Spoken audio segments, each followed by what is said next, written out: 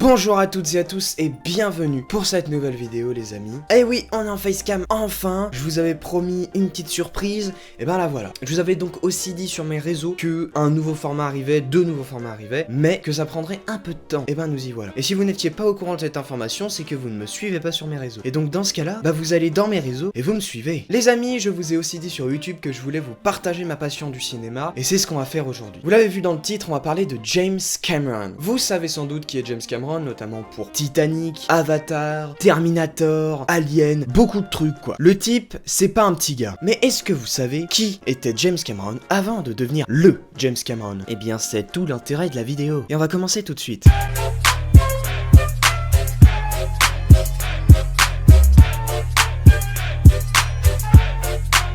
James Cameron naît en 1954. Cameron est né au Canada, il fait son adolescence au Canada. Au vu de qui est James Cameron, on pourrait se dire que c'est un fils de bourge, fils de cinéaste ou un truc comme ça. Pas du tout, hein. Sa mère est une artiste, son père un ingénieur en électrique. Donc en fait c'est un type lambda comme vous et moi. La seule différence entre lui et vous, c'est que lui s'est lancé dans ses rêves. Et ça c'est beau les amis, lancez-vous dans vos rêves. Pendant son adolescence, il y a un tout petit film qui sort, un petit film qu'il va beaucoup aimer. 2001, l'Odyssée de l'espace. En fait c'était une blague parce que c'est un grand film quand même, c'est genre un film culte en fait, donc c'est un film de Stanley Kubrick, et pour ceux qui ne le savent pas, ce film c'est vraiment un film qui demande plusieurs lectures pour être compris et pour interpréter le film. Et donc lui il est fasciné par ce petit film, et du coup il va le regarder une fois, deux fois, 3 fois, 11 fois, 88 fois, 90 milliards de... Il le voit beaucoup de fois. Et c'est là qu'il s'intéresse un petit peu au cinéma, il se dit non c'est pas mal ce petit truc là le cinéma. Et du coup bah il rêve de faire du cinéma. Mais c'est un rêve hein, c'est pas un truc, un projet ou je sais pas quoi, c'est juste un rêve. Comme vous rêvez peut-être d'être acteur, chanteur, réalisateur, tracteur, j'en sais rien moi. Et donc après ça, après son adolescence, durant son adolescence plutôt, il va déménager aux États-Unis, plus précisément en Californie. Et vient le moment fatidique d'une vie, celui où il faut choisir son destin. Que faire de notre vie? Lui il décide de faire un truc assez lambda, un diplôme de physique. Ouais James Cameron est détenteur d'un diplôme de physique. Ou pas, pourquoi pas. Et donc il va dans la California State University et obtient ce qui pourrait correspondre ici en France à un bac+2, donc une sorte de BTS quoi. Et sauf qu'après, il fait un truc que peu font, et bien il se rend compte que ses études, bah ça l'intéresse pas, il en a rien à foutre de la physique. Et donc il décide de se lancer dans le cinéma. Ouais, le type a que dalle, il a pas un rond, mais il se lance dans le cinéma. Pas de souci. Et donc il décide au premier abord de financer un court-métrage, et pour cela il va faire des petits jobs, non seulement pour financer son court-métrage, mais aussi pour vivre, hein, parce que c'est quand même pas mal comme objectif dans la vie de rester en vie quand même. Donc il va faire conducteur de camion, mécanicien, des petits métiers comme ça. Ouais, il y a vraiment un type qui s'est fait réparer sa bagnole par James Cameron. C'est bon pour vous? Et à côté de ça, à côté de ses métiers, il va être autodidacte. Autrement dit, il va lui-même apprendre tout seul comment faire du cinéma, en lisant des livres, des machins comme ça. C'est comme si tu te présentes au bac et que tu dis ouais je vais avoir mon bac parce que j'ai lu les livres, mais je suis jamais venu en cours de ma vie. En gros c'est ça. Donc le type est assez fort vu ce qu'il est devenu maintenant. Et finalement avec un groupe de potes, ils cherchaient des petits producteurs et ils ont trouvé des dentistes. Oui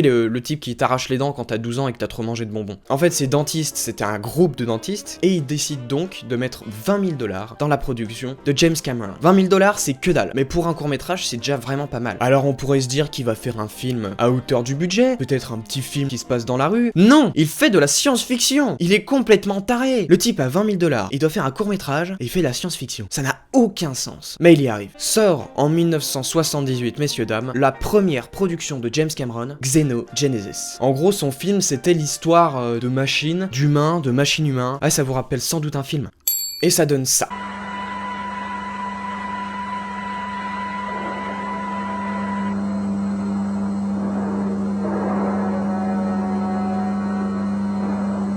Ouais, alors oubliez pas que ça date de 78, que c'est fait par un débutant qui a 20 000 $ de budget, donc c'est vraiment bien. D'ailleurs c'est tellement fait par un débutant que pendant le tournage, quand il va acheter le matériel, les caméras, les micros, etc., il va tester le matériel pendant le tournage. Le type sait pas comment ça marche, il démonte les caméras, il essaie de voir, mais il ne sait pas comment ça marche. Il découvre pendant le tournage. Là il découvre qu'il est quand même assez bon dans les effets spéciaux, et surtout avec un très petit budget. Et en plus de ça, parce que c'est pas tout, le type décide carrément de faire un dessin pour son court-métrage. Celui-ci, il est vachement joli, le type sait faire du cinéma par lui-même, il sait dessiner. C'est bon, moi aussi je sais faire des trucs genre... je sais péter avec mes mains.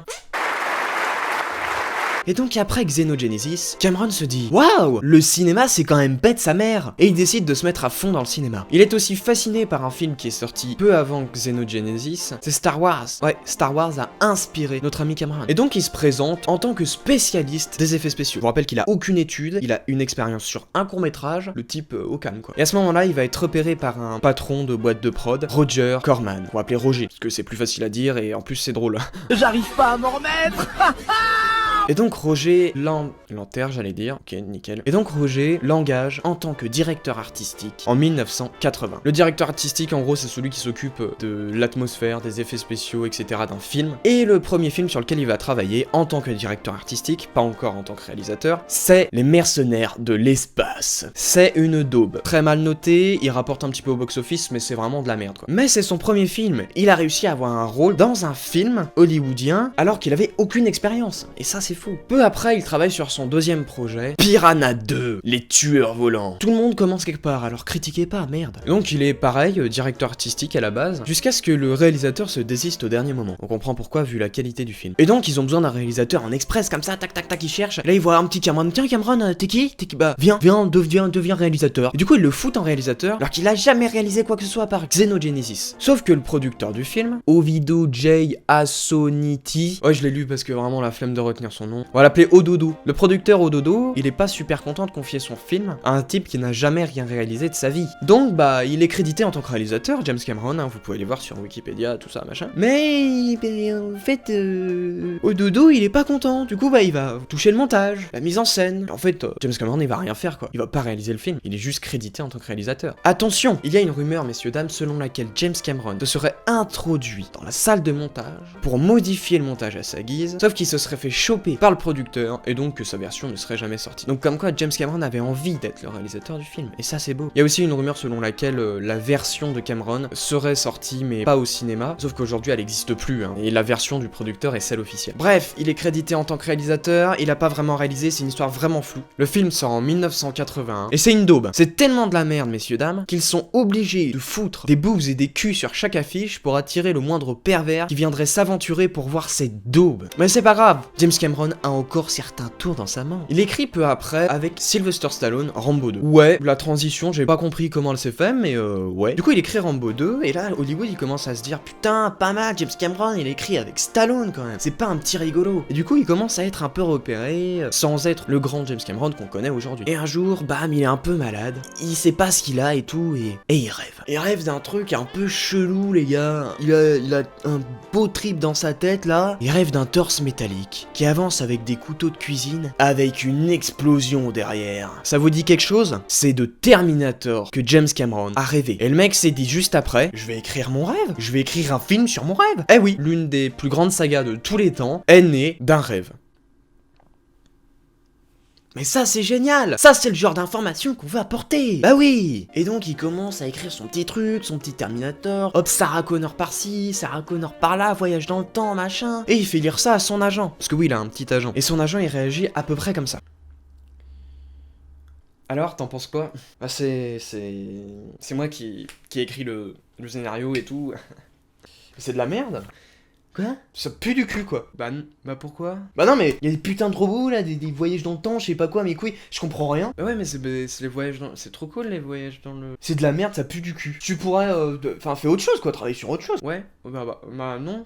Enfin j'aime bien mon... Non? Ok. Ouais, l'agent de James Cameron lui a mis un tacle dans la gueule. Mais James Cameron, il est pas trop content de ça. Il aime pas trop les tacles. Il l'a viré. Ouais, je déconne pas, il a viré son agent parce qu'il était pas d'accord avec lui. Parce qu'il s'est pas laissé abattre par un mauvais avis. Et donc après ça, il continue d'écrire Terminator parce qu'il aime bien le projet. Il est à fond dedans. Et là, il décide de faire un truc parce qu'il faut quand même qu'il le réalise son projet. Il décide de vendre les droits de Terminator, qui n'est pas encore sorti à ce moment-là, pour $1. $1, t'as Terminator. Ouais, si le cadrage a changé, c'est parce que j'ai eu un petit problème de stockage. La seule condition pour avoir les droits pour cette maudite somme de $1, c'est que Cameron puisse réaliser lui-même le film. Et ça, c'est tout de suite plus compliqué. Le mec a réalisé Piranha 2, c'est nul. Sauf qu'un jour, il rencontre Gail Ann Hurd, qu'on va appeler Gail. Et donc Gail, elle travaillait aussi dans la société de production de Roger, et elle a repéré le projet de Cameron. Et là, elle se dit pas mal du tout. Et elle accepte. Elle achète $1 les droits et laisse Cameron faire le travail. Et c'est $6 millions de budget qui sont mis sur la table pour le premier Terminator. 6 millions, c'est rien du tout. Pour vous donner un ordre d'idée, le premier Star Wars, c'était 11 millions de budget. Et les effets spéciaux sont à peu près au même niveau. Terminator sort et c'est 80 millions de dollars de bénéfices. Ça explose. James Cameron devient un grand réalisateur, tout le monde le connaît, tout le monde se l'arrache, il a fait Terminator le type. En plus Cameron a été intelligent parce que le but c'était que lui-même puisse être le seul à réaliser le film avec 6 millions de dollars de budget parce qu'il est un spécialiste des effets spéciaux. Il sait comment faire avec un petit budget pour faire des effets spéciaux qui soient convaincants. Et donc c'est ce qu'il a fait. Et ça a marché. C'est à partir de là que James Cameron a commencé à être le grand réalisateur qu'on connaît tous. Et c'est son premier succès en 1984. Et puis ensuite, vous savez ce qui s'est passé, je vais pas vous le raconter. Alien le retour, Titanic, Avatar, Abyss, bientôt Avatar 2, 3 mes couilles. Le mec, il est allé très loin après Terminator, et puis bien évidemment la suite de Terminator aussi. Voilà, c'est la fin du récit, mais attention,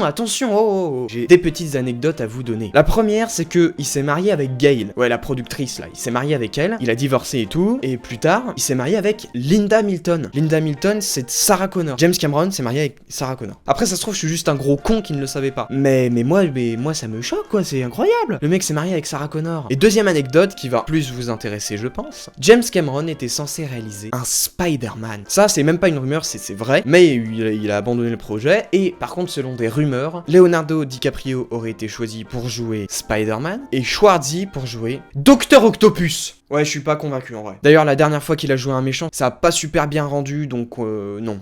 Ne compte pas me mettre au frais. Voilà, j'espère que cette vidéo vous aura plu. Si vous êtes abonné ou vous êtes abonné, restez. J'ai quelques petites infos à vous donner. Si vous êtes pas abonné, bah écoutez, abonnez-vous, lâchez un like si vous avez aimé. Pour ceux qui sont déjà abonnés ou qui comptent rester sur la chaîne, j'ai 2-3 petites infos à vous donner. La première, c'est que vous pouvez me donner en commentaire un acteur, un réalisateur, un type qui est concerné par le cinéma, qui est connu un minimum si possible. De plus, je voulais vous dire qu'on va pas faire que du cinéma sur la chaîne, je vais aussi parler de beaucoup de sujets d'actualité qui me tiennent à cœur. Donc si vous n'êtes pas fan de ce genre de vidéo, ne vous en faites pas, je reviens avec des contenus un peu plus critiques, entre guillemets, même si la critique de youtubeur, je vous l'annonce officiellement, mais c'est fini. Je n'aime pas ça, je trouve que c'est un contenu qui n'a pas une réelle utilité, donc ça, ce sera fini. Mais je vais critiquer d'autres choses, ne vous inquiétez pas. Et enfin, si vous avez le courage de descendre la description, vous pourrez trouver une ligne sur laquelle c'est marqué Waxo. Waxo, c'est mon cousin, et il s'est lancé sur YouTube, mais pour faire de la musique, des instrus, des trucs un peu en mode électro, et c'est excellent. C'est super bien foutu, dites-vous bien que ce type n'avait jamais fait d'école, bah c'est un autodidacte, c'est un peu notre James Cameron à nous. Donc si vous êtes chaud, allez voir, allez regarder, notamment son dernier son Gentleman, que j'aime beaucoup, c'est mon préféré, et je trouve ça très stylé. Donnez-lui du courage, abonnez-vous, mettez-lui des likes, et dites-lui que c'est moi qui vous envoie, comme ça, il me remerciera, et